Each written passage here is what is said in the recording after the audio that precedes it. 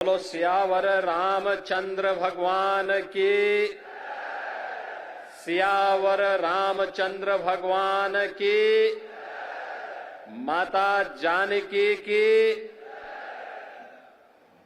भारत माता की, भारत माता की, सत्य सनातन धर्म की, सत्य सनातन धर्म की, गौ माता की, गौ माता की, सरयू माता की, सरयू माता की, नमः पार्वती पतिये हर हर।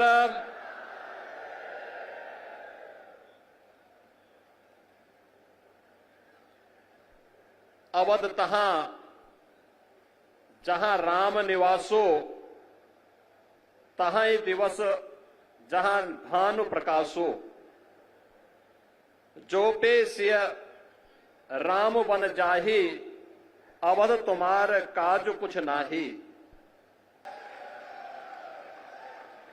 बहनों और भाइयों, ये सचमुच हमारे लिए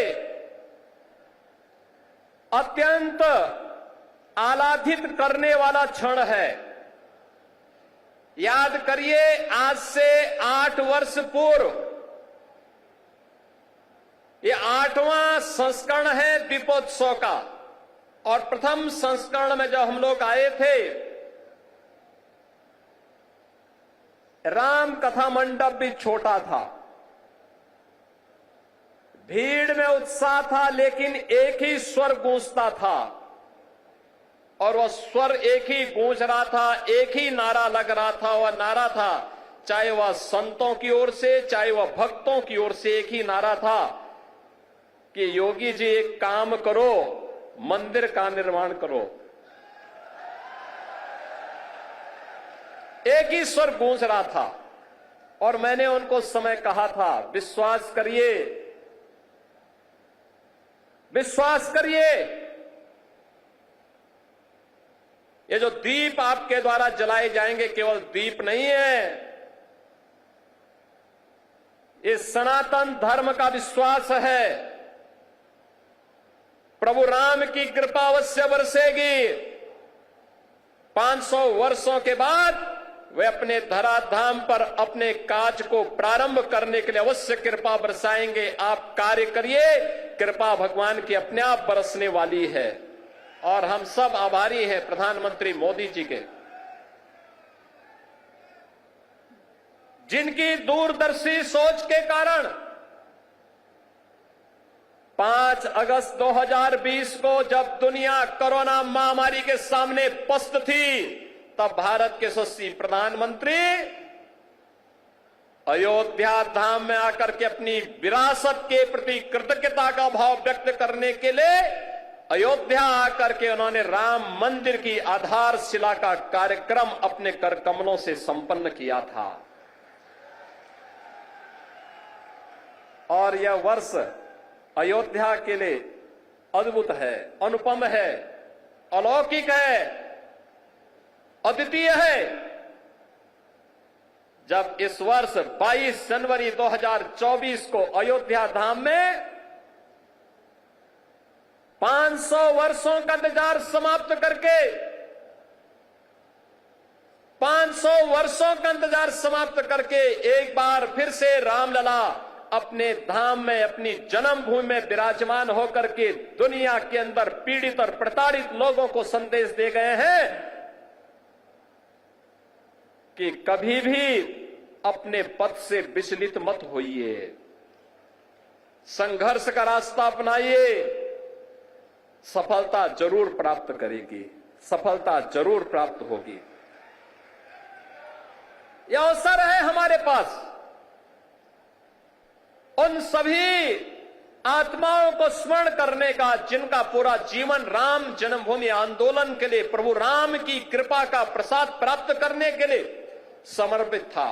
मैं इस अवसर पर उन सभी पूज्य संतों को नमन करता हूं, उन सभी हुतात्माओं के लिए जिन्होंने 3.5 लाख की संख्या में अपना शहादत दे करके एक ही तमन्ना के साथ वे इस धराधाम से विदा हो गए कि चाहे जैसे भी हो, हमारे बलिदान की कीमत पर ही सही, लेकिन अयोध्या में राम मंदिर का निर्माण होना चाहिए। उनका संकल्प पूरा हुआ। अयोध्या में राम मंदिर का भव्य निर्माण का कार्य पूरा हो चुका है। रामलला फिर से अयोध्या धाम में फिर से विराजमान हो चुके हैं।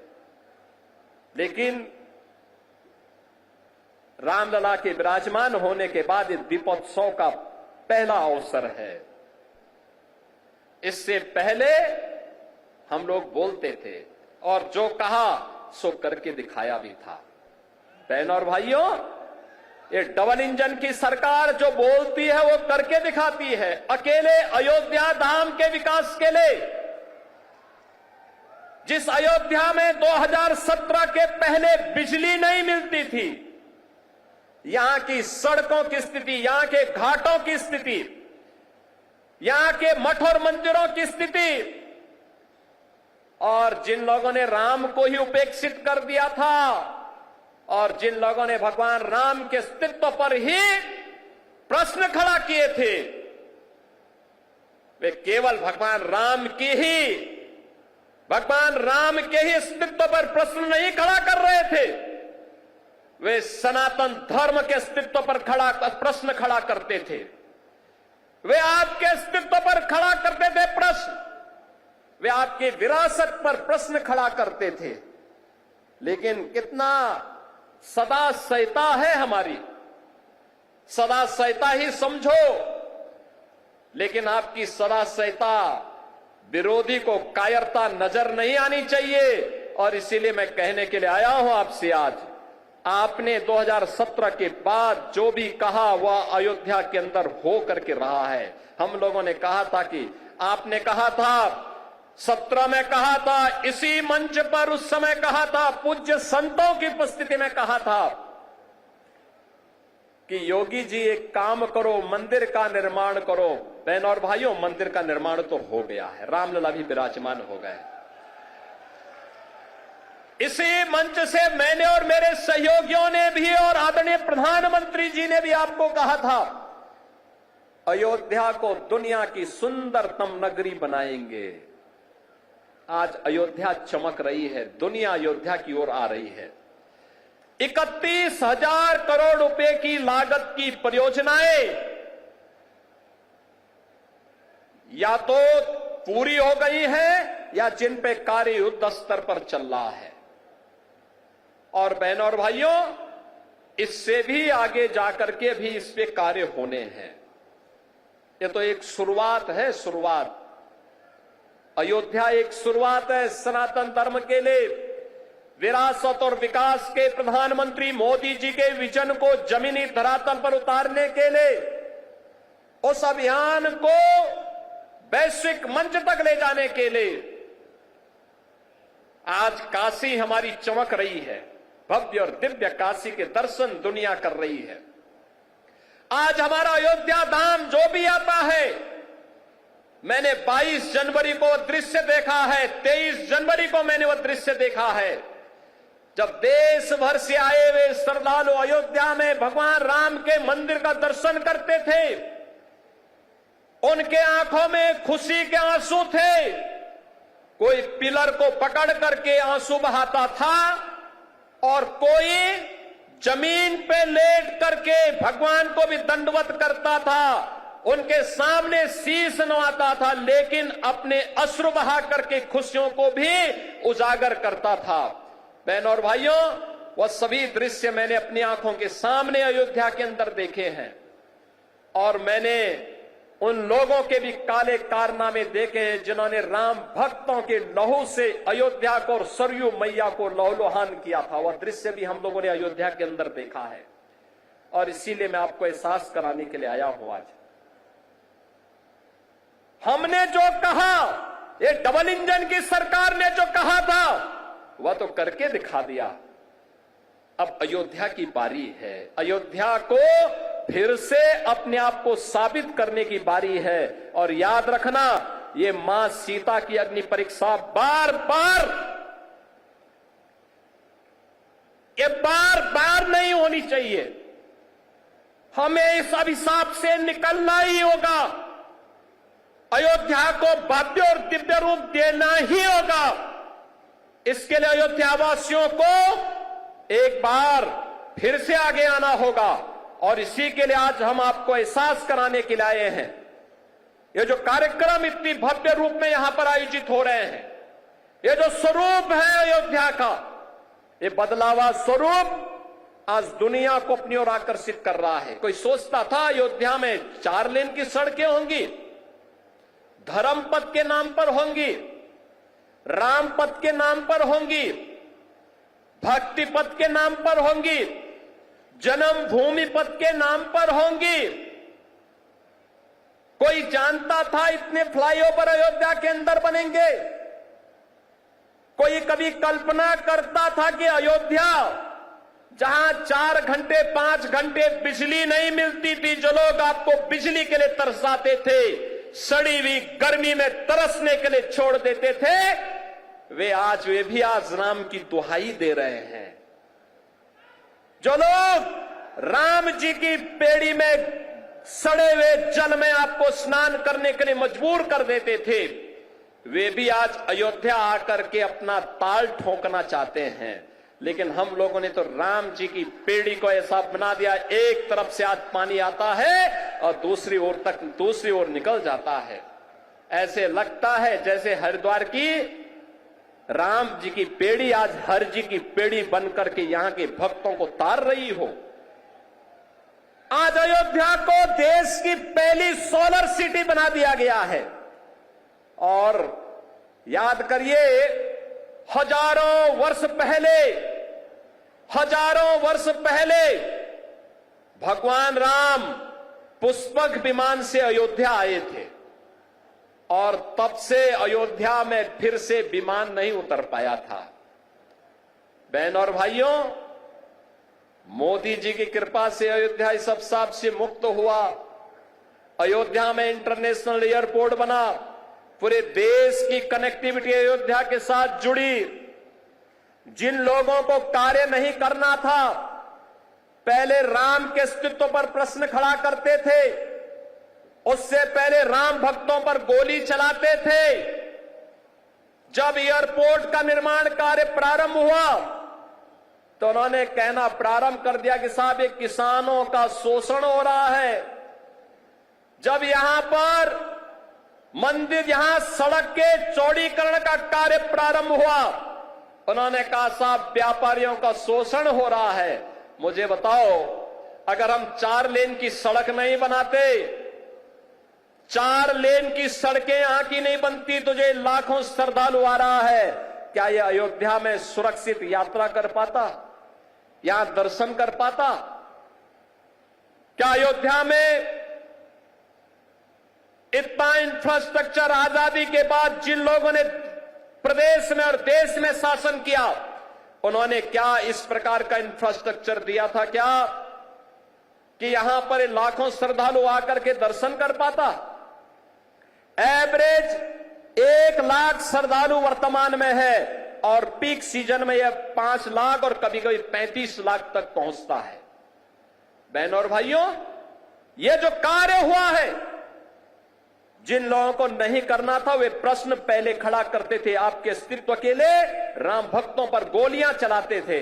और आज जब विकास हो रहा है तो विकास में किसी प्रकार से बैरियर बनना है, लेकिन अयोध्या को छेड़े बगैर हम लोग इन बैरियर्स को भी हटा रहे हैं।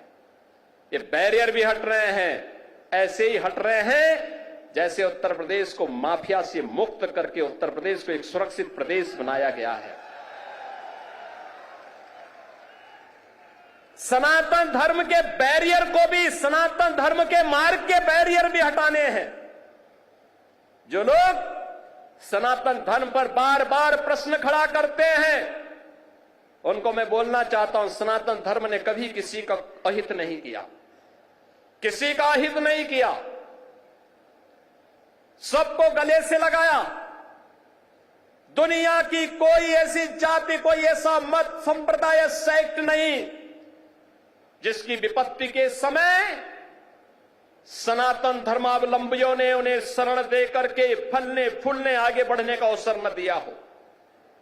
विश्व मानवता आज भी इसके प्रति कृतज्ञता ज्ञापित करती है, लेकिन इस सेकुलरिज्म के नाम पर राजनीति करने वाले लोग आज सनातन धर्म पर कुठाराघात करके न केवल सनातन धर्म और भारत की आत्मा को लौलुहान करने का कार्य कर रहे हैं, बल्कि इसके नाम पर भारत के अंदर आतंकवाद और नक्सलवाद को लोग बढ़ाना चाहते हैं।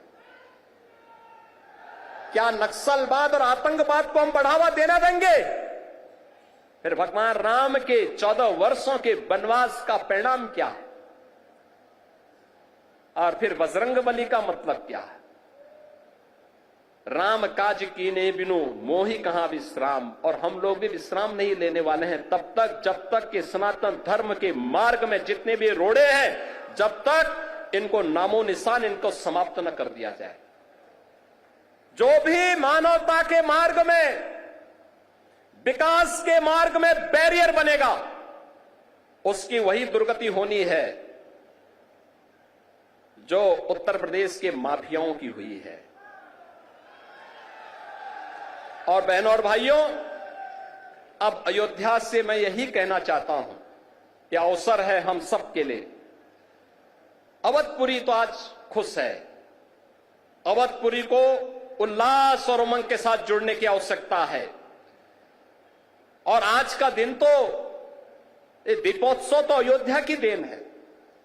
देश और दुनिया में दीपोत्सव के आयोजन जहां कहीं भी होते हैं, त्रेता युग में उसकी शुरुआत इसी अयोध्या से हुई थी, इसी अयोध्या धाम से हुई थी।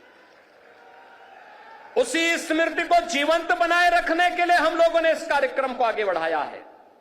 और उसी स्मृति को जीवंत बनाए रखने के लिए तुलसीदास जी ने भी कहा कि अवधपुरी प्रभु आवत जानी, भये सकल शोभा के खाने।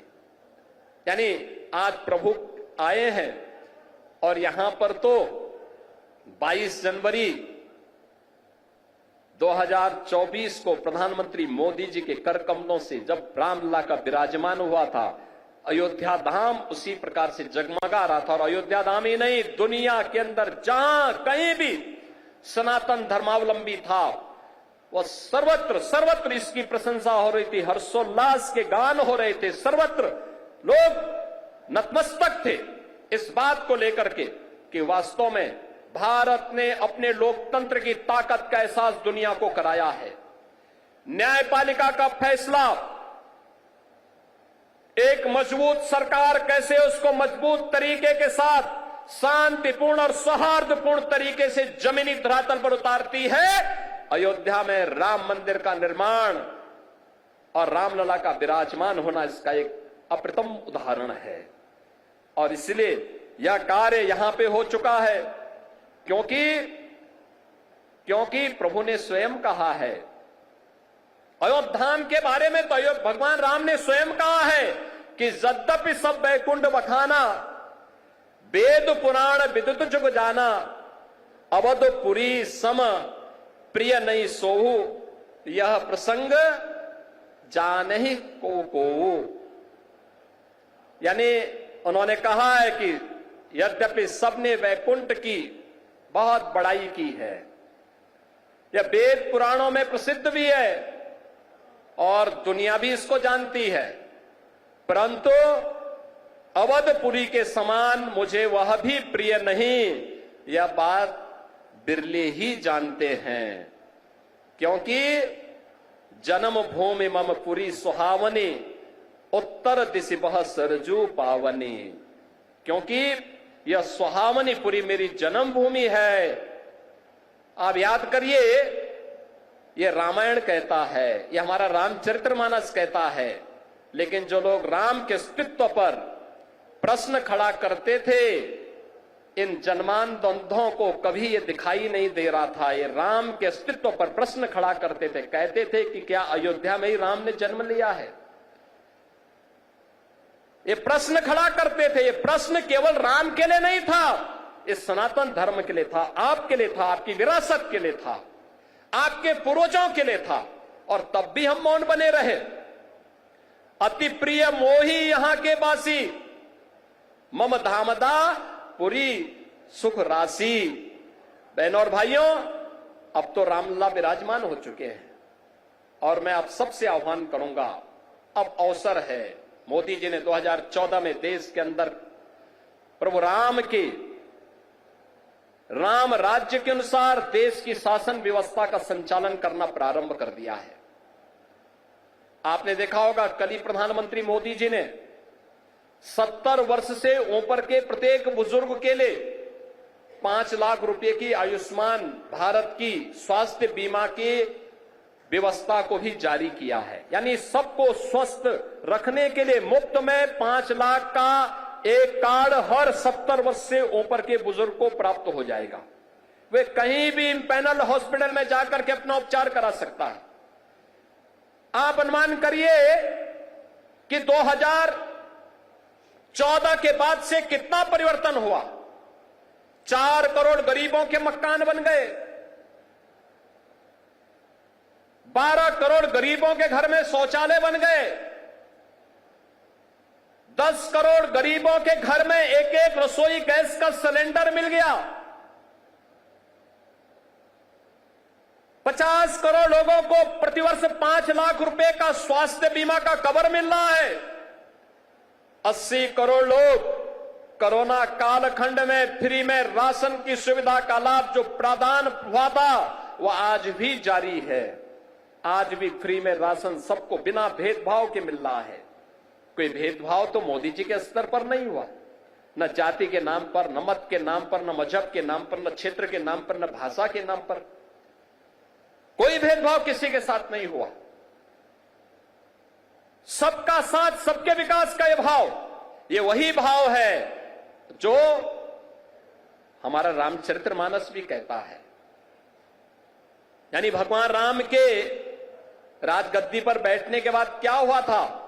दैहिक दैविक भौतिक तापा, राम काज नहीं काहू व्यापा, सब नर करहि परस्पर प्रीति, चलहि स्वधर्म निरत सुत नीति। बहनों और भाइयों, आज उसी तर्ज पर नया भारत चल रहा है। एक भारत श्रेष्ठ भारत की परिकल्पना, विरासत और विकास का एक अद्भुत संगम है, अद्भुत संगम है और हम सब भारतवासियों की जिम्मेदारी बनती है। उत्तर प्रदेश देश की आबादी का सबसे बड़ा प्रदेश है। ये 25 करोड़ की आबादी अगर आगे बढ़ेगी, भारत आगे बढ़ेगा, भारत का विकास आगे बढ़ेगा। और विरासत और विकास के इस अद्भुत समन्वय के लिए ही आज यह प्रयास प्रारंभ हुआ है। कहीं काशी में, कहीं अयोध्या में, कहीं मथुरा वृंदावन में, कहीं बरसाना में, कहीं कुशीनगर, कपिलवस्तु और श्रावस्ती में, संकिसा में, कौशांबी में, ये सर्वत्र इस प्रकार के विकास के कार्य विरासत का संरक्षण करते हुए निरंतर चल रहे हैं। ये निरंतरता जारी रहेगी। नैमिषारण्य को भी हम लोग इसी भाव के साथ वैश्विक मंच पर लेके आ रहे हैं। नैमिषारण्य ये डबल इंजन की सरकार, भारत के ज्ञान की साधना की वह स्थली जहां पर भारत का वैदिक ज्ञान लिपिबद्ध हुआ था। 88,000 ऋषियों ने कई वर्षों की साधना के बाद उसे लिपिबद्ध करने का काम किया था। आज उस नैमिषारण्य पर भारतीय जनता पार्टी के डबल इंजन की सरकार कार्य कर रही है और वहां के साथ ही सुख तीर्थ, कोई भी भागवतकार तब तक कथा व्यास नहीं बन सकता जब तक कि सुख तीर्थ में जाकर के अपनी कथा का वाचन न कर ले। आज उस सुख तीर्थ के विकास का कार्य हो रहा है। नमामि गंगे में विरल गंगा, निर्मल गंगा का काम हो रहा है। हर घर नल की योजना के माध्यम से हर घर में शुद्ध पेयजल उपलब्ध करवाने का कार्य भी हो रहा है। बहनों और भाइयों, स्वास्थ्य के लिए, शिक्षा के लिए, विकास के लिए, रोजगार के लिए और सुरक्षा के लिए तो कहना ही क्या है। बड़े बड़े गुंडे और दुर्दांत माफियाओं के ऊपर जब बजरंग बली की गदा चलती है ना, तो वे भी वैसे ही तड़पते हैं जैसे खर और दूषण तड़पते हुए मारे गए थे। और इसलिए बहनों और भाइयों, हम सबका संकल्प होना चाहिए। ये शुरुआत है, शुरुआत, और इस शुरुआत को मंजिल तक पहुंचाना है। मंजिल का लक्ष्य प्रधानमंत्री मोदी जी ने आप सबके सामने दिया है, और मंजिल का लक्ष्य है 2047 में जब ये देश अपनी आजादी का शताब्दी महोत्सव मनाए, तब कैसा भारत हो। जैसे अयोध्या है ऐसे ही काशी में भी दिखना चाहिए, ऐसे ही मथुरा में भी दिखना चाहिए। बोले वृंदावन बिहारी लाल की, और ऐसे ही काशी में भी हो हर हर महादेव के गुंजायमान से काशी बाबा विश्वनाथ धाम भी गूंजना चाहिए। विकास सर्वत्र हो, आदि दैविक, आदि भौतिक और आध्यात्मिक, किसी प्रकार के दुख और दरिद्रता के लिए कोई जगह न हो। ये नया भारत उस दिशा में मजबूती के साथ कदम उठा रहा है, और उसी का आह्वान करने के लिए आज मैं आपके पास आया हूं कि प्रभु की कृपा। और मैं सचमुच समझता था कि मैं एक बात देख रहा था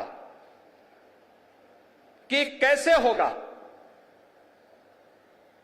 जिस दीपोत्सव के कार्यक्रम को दुनिया की सदी की सबसे बड़ी महामारी कोरोना नहीं रोक पाई, इस बार कैसे होगा।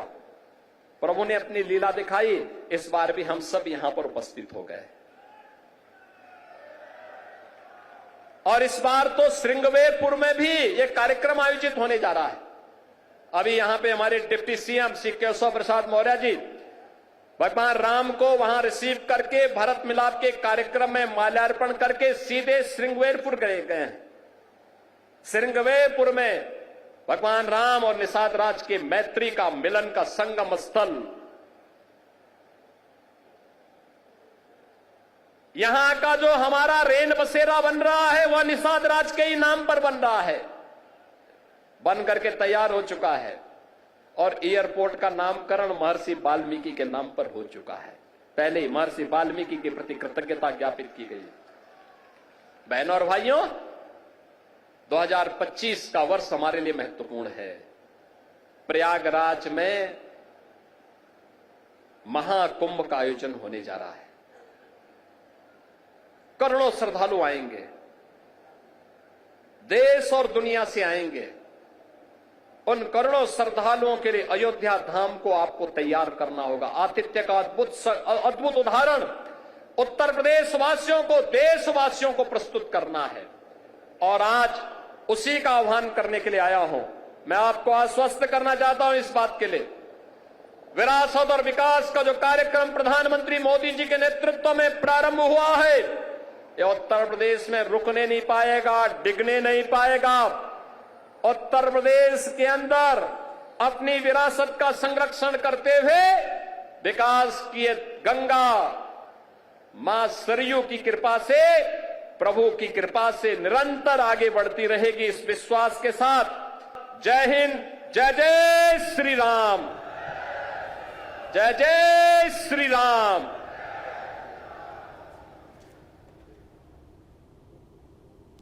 तो मुख्यमंत्री योगी आदित्यनाथ कार्यक्रम को संबोधित कर रहे थे, और साथ ही उन्होंने जाते जाते यानी कि अपने संबोधन को खत्म करते हुए एक बात कही यहाँ पर कि अनुशासन बहुत ज़रूरी है एक अच्छे जीवन के लिए, उत्तीर्ण जीवन के लिए। उत्साह होगा लेकिन अनुशासन के साथ में होगा। उसके साथ ही उन्होंने जय श्री राम के उद्घोष के नारे लगाए हैं, और उन्होंने ये भी बताया कि अब कार्यक्रम आगे बढ़ाते हुए अब सभी जाएंगे राम की पैड़ी की तरफ। ये 5 तस्वीरें आपकी टीवी स्क्रीन पर। पहली तस्वीर पुष्पक विमान में श्री राम जब विराजित हुए, उसके बाद मुख्यमंत्री योगी आदित्यनाथ और साथ ही जो तमाम अन्य मेहमान हैं और मंत्री हैं, नेता हैं, वो सभी कार्यक्रम में आगे बढ़ते हुए भगवान श्री राम माता सीता का मार्ग प्रशस्त करते हुए आगे बढ़े, उनके पुष्पक विमान को खींचते हुए दिखाई दिए। और वहीं दूसरी तस्वीर देखिए, शोभा यात्रा की अगुवाई की तस्वीर भी हम आपको दिखाई रहे हैं, जब रामकथा पार्क पर जाते समय जो रथ की रस्सी है उसको खींच रहे थे तमाम यहाँ पर नेता और मुख्यमंत्री योगी आदित्यनाथ। इसी तस्वीर देखिए, सीएम योगी आदित्यनाथ ने तिलक किया है, राज अभिषेक किया गया तिलक के साथ में। और वहीं कलाकारों का अभिनंदन भी किया। वो तस्वीर भी हम आपको दिखा रहे हैं जब चॉपर के जरिए वहां हेलीपैड पर भगवान श्री राम पहुंचे माता सीता के साथ, प्रतीकात्मक तौर पर उनका स्वागत भी किया गया। और वहीं पांचवी तस्वीर भगवान राम की जो भव्य झांकी निकाली गई और वो यज्ञ जब पुत्र प्राप्ति के लिए महाराजा दशरथ के साथ जो तमाम ऋषि मुनि हैं उन्होंने किया, और साथ ही रावण के वध तक की तमाम झांकियां, लगभग 18 झांकियां दिखाई गई। अब देखिए सभी आगे बढ़ रहे हैं राम की पैड़ी की तरफ। बता दें आपको कि तमाम घाटों पर 25 लाख से ज़्यादा दिए, लगभग 28 लाख दिए लगाए गए हैं। एक नया रिकॉर्ड बनेगा, सभी प्रज्वलित किए जाएंगे। सबसे पहले सरयू आरती होगी, 1100 ब्राह्मणों के जरिए सरयू आरती की जाएगी, जो कि अपने आप में एक वर्ल्ड रिकॉर्ड होगा। सरयू आरती के बाद में जो दीप प्रज्वलन का कार्यक्रम है वो शुरू हो जाएगा। ये तमाम कार्यक्रम मुख्यमंत्री योगी आदित्यनाथ के नेतृत्व में ही हो रहे हैं।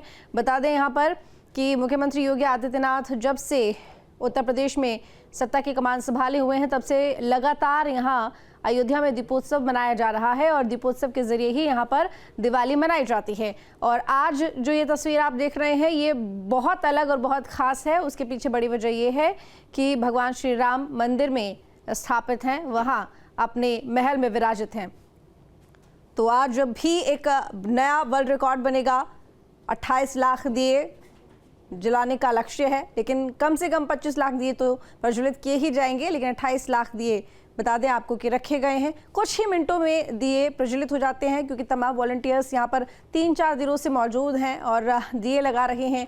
तेल और बाती का काम की अगर हम बात करें तो सुबह सुबह से सब शुरू हो गया था 8-9 बजे के करीब, और अब शाम को 6 बजे से यहाँ पर जो दिए प्रज्वलित करने का काम है वो भी शुरू कर दिया जाएगा। उससे पहले सरयू आरती होगी, जैसे कि मुख्यमंत्री योगी आदित्यनाथ ने अपने भाषण को ख़त्म करते हुए ये बात कही कि अब आगे की तरफ प्रस्थान करेंगे, यानी कि राम की पैड़ी पर पहुंचेंगे और वहाँ तमाम घाट कुछ ही देर में दियों की रोशनी से जगमगा उठेंगे। देखिए ये सिर्फ घाट ही नहीं बल्कि पूरे अयोध्या की मैं बात करूँ तो बहुत खूबसूरत, बहुत सुंदर दिखाई दे रहा है, बेहद भव्य देखने को मिल रहा है। ऐश्वर्यपूर्ण अयोध्या सजी हुई है। भगवान श्री राम का मंदिर भी बहुत खूबसूरत, सुंदर लाइटों से, फूलों से जगमगा रहा है। और राम पथ, भक्ति पथ, धर्म पथ, जन्म पथ, ये तमाम जो मार्ग हैं जो कि भगवान श्री राम के मंदिर तक जाते हैं, उनके रास्ते को, यानी कि जो तमाम दर्शक वहां पर पहुंचते हैं, श्रद्धालु पहुंचते हैं, उनके रास्ते को सुगम करने के लिए बनाए गए हैं। यहाँ पर भी बता दें आपको रंग बिरंगी लाइटों से सजाया गया है।